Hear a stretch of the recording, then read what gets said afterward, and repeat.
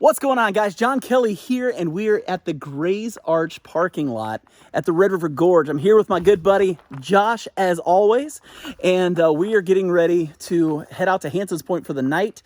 Then we got a 4-day trip. We're going to be checking out Gray's Arch, Oxear Ridge, about 1,000 different arches while we're out here.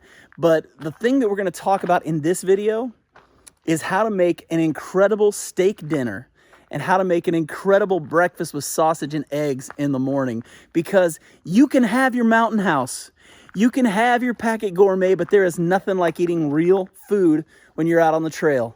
So let's get into it. Now that's not your typical camp food, is it? Listen, first tip, if you want to enjoy food in the backcountry, is bring real food.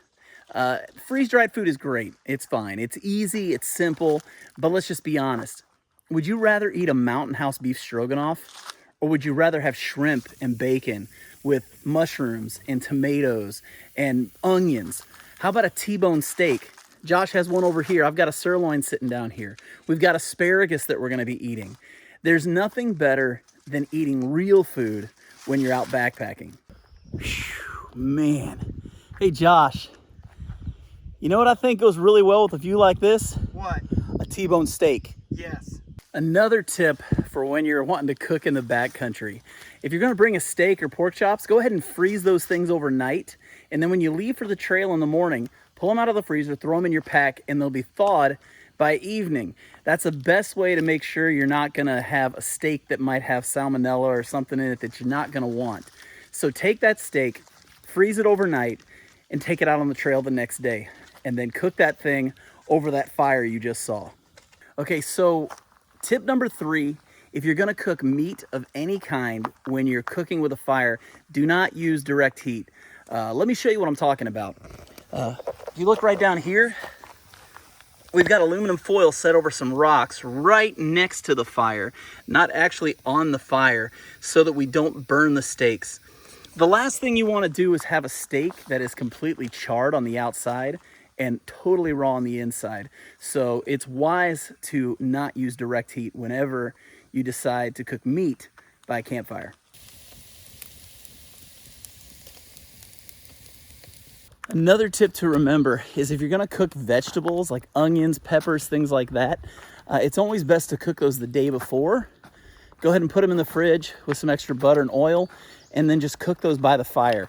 That way all you have to do is heat those up. A lot of times, cooking those over a fire, a lot of times you'll burn them really bad and the flavor is just not as good. So it's wise to go ahead and cook those things in advance. Same thing with potatoes and other vegetables and things that take a little bit longer to cook.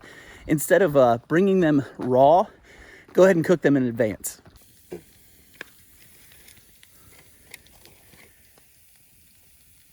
Real quick, I just want to take a moment and say thank you to our sponsor for today's video, and that is Skillshare. Skillshare is an online learning community with thousands of amazing classes put on by amazing people for amazing people like you. Explore new skills, deepen existing passions, and get lost in creativity. Right now, I'm learning how to fly a drone, and there are so many amazing classes that are helping me get there. Whether it's from Daniel Williams, Vinny Felico, or Wild Rabbit Productions, you're learning from some of the best, and there are so many topics you can choose. From graphic art to culinary skills to mechanical engineering, there's something for everyone.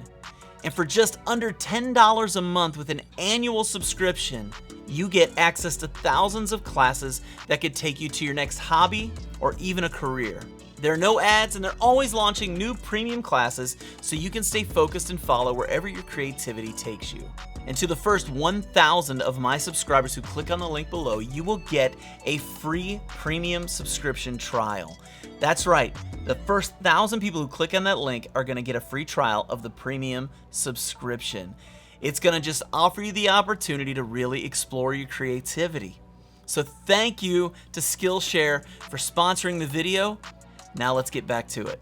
So if you decide you're gonna do breakfast, as you can hear the sausage sizzling down here right now, always bring farm fresh eggs. Don't bring store-bought eggs. You have to refrigerate those. But if you get farm fresh eggs, You know, a farmer's market or somebody who has chickens and you can get your hands on those. Those are perfect to bring out to make your breakfast. Today we're doing sausage and eggs for breakfast, and we're using farm fresh eggs. We got a bunch of them. We're gonna scramble those suckers up and eat them here in just a minute. Good tip, always get farm fresh eggs. So one quick tip about like your bacons and your sausages and those kinds of things. If you're going to bring those on the trail, it is wise, just like the steak, to go ahead and freeze those the night before. Then after you freeze those, let them sit in your pack, thaw out overnight, and then the next day when you're out on the trail and you're wanting to have breakfast, you can have that sausage or that bacon. The nice thing about sausage and bacon is because they're heavily seasoned and that bacon is smoked, you can actually keep those a little bit longer because of that, but don't take advantage of that and go 2 or 3 days thinking that's going to be good for you. That stuff will spoil, it will be bad, and you will get sick on the trail. But it is okay to freeze it at home, go out on the trail, spend the night, and cook it the next day. We did it today. We had amazing sausage out on the trail with our eggs. It was incredible. You can do it, but like I said, don't take that for granted and let it stay for 2 or 3 days. You can do it overnight, and it tastes amazing.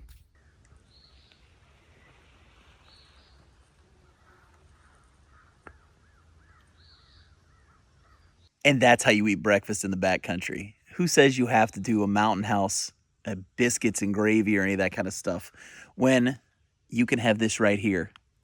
Come on now. You know this is what you want. Oh man, those people look like they're having a great time. I'll bet they're eating mountain house.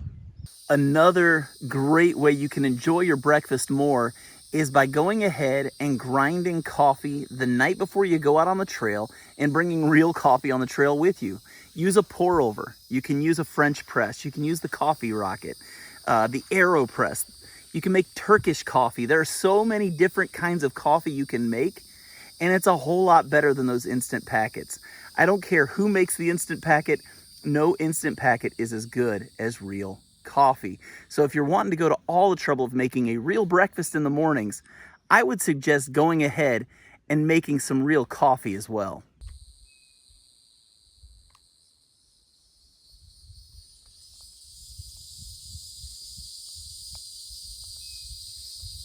All right, so if there's anything that I want you to get out of this video, it's this.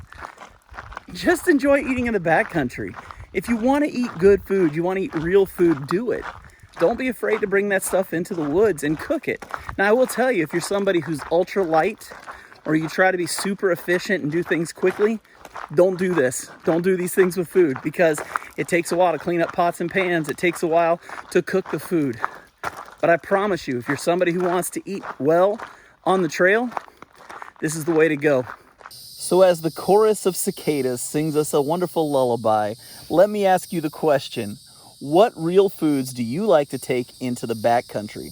What real meals do you like to eat when you go backpacking? Leave those in the comments below. And if you like the video, give it the thumbs up. If you don't like the video, give it the thumbs down. It's not like I don't get those like every single video. If you haven't already, make sure you subscribe to the channel. And until next time, stay strong, hike long, and I'll catch you on the next go around.